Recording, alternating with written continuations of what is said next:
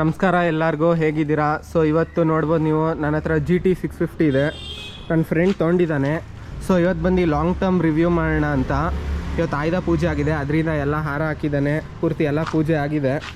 ಗಾಡಿ ನೋಡ್ಬೋದು, full ಕ್ರೋಮು. So ಎಷ್ಟಾಯಿತು, ಸರ್ವಿಸ್ ಎಷ್ಟು ಕಾಸ್ಟ್ ಆಯಿತು, ಸೊ ಇದು ಲಾಂಗ್ ಟರ್ಮ್ ವಿಡಿಯೋ. ಸೊ ಎಲ್ಲ ಕೇಳೋಣ. ನೋಡ್ಬೋದು ನನ್ನ ಫ್ರೆಂಡ್ ಇವನು ಹರ್ಷ ಅಂತ. ಹರ್ಷ, ಹಲೋ. ಹಲೋ.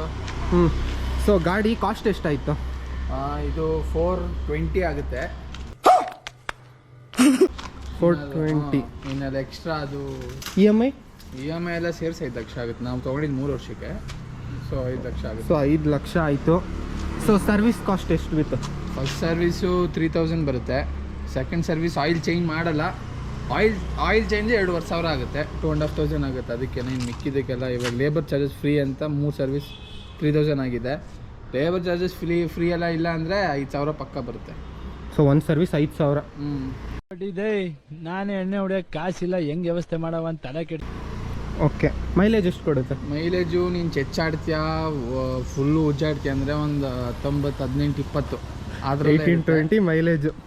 ಇಲ್ಲ ಅಂದರೆ ಇಲ್ಲ ಆರಾಮಾಗಿ ಕ್ರೂಸ್ ಮಾಡ್ಕೊಂಡು ಹೊಡಿತೀಯ ಅಂದರೆ ಒಂದು 22, 23 ಕೊಡುತ್ತೆ. ಹೈವೇಸಲ್ಲಿ ಜಾಸ್ತಿ ಕೊಡುತ್ತೆ, ಸಿಟೀಸಲ್ಲಿ 18 ಎಕ್ಸ್ಪೆಕ್ಟ್ ಮಾಡ್ಬೋದು. ನೀನು ಆರಾಮ ಐ ಗೇರ್ ಹಾಕೊಂಡು ಕ್ರೂಸ್ ಮಾಡ್ತೀಯ ಅಂದರೆ ಕೊಡುತ್ತೆ.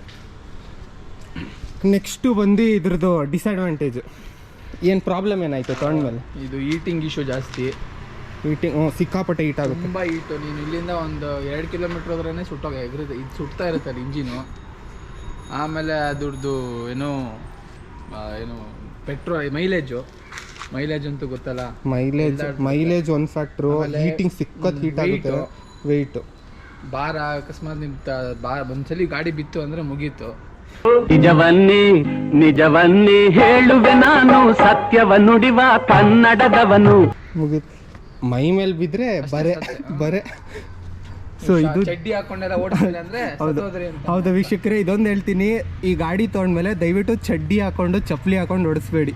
ದಯವಿಟ್ಟು ನೀಟಾಗಿ ಶೂಸ್ ಹಾಕ್ಕೊಳ್ಳಿ, ಮತ್ತು ನೀಟಾಗಿ ಒಳ್ಳೆ ಪ್ಯಾಂಟ್ ಹಾಕೊಂಡು ಓಡಿಸಿ. ಕ್ರೂಸ್ ಮಾಡೋ ಗಾಡಿ ಒಳ್ಳೆ ಗಾಡಿ ಇದು. ಅಡ್ವಾಂಟೇಜ್ ಬಂದ್ಬಿಟ್ಟು ಏನಂದರೆ, ನಿಮಗೆ 650 cc ಇಷ್ಟು ಕಮ್ಮಿ ರೇಟಲ್ಲಿ ನಿಮ್ಗೆ ಯಾವ ಗಾಡಿನೂ ಸಿಗೋಲ್ಲ.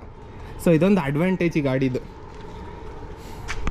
ಸೊ ನೆಕ್ಸ್ಟ್ ಪಾಯಿಂಟ್ ಬಂದ್ಬಿಟ್ಟು ಇದ್ರದ್ದು ಲಾಂಗ್ ರೈಡ್ಸು ಹೆಂಗಿರುತ್ತೆ ಅಂತ. ಸೊ ಇದು ಲಾಂಗ್ ರೈಡ್ಸ್ ತೊಗೊಂಡೋದ್ರೆ ಕಂಫರ್ಟೇಬಲ್ ಆಗಿರುತ್ತಾ? ಕಂಫರ್ಟೇಬಲ್ ಆಗಿರುತ್ತೆ, ಬಟ್ ತುಂಬ ದೂರ ಹೋದಾಗ ಬ್ಯಾಕ್ ಪೇನ್ ಬಂದ್ಬಿಡುತ್ತೆ. ಬ್ಯಾಕ್ ಪೇನ್ ಬರುತ್ತೆ ಈ ಗಾಡಿಲು, ಯಾಕಂದರೆ ಗಾಡಿ ಹೆವಿ ಇರುತ್ತಲ್ಲ. ಆಮೇಲೆ ಇದು ಪೇನ್ ಬರುತ್ತೆ.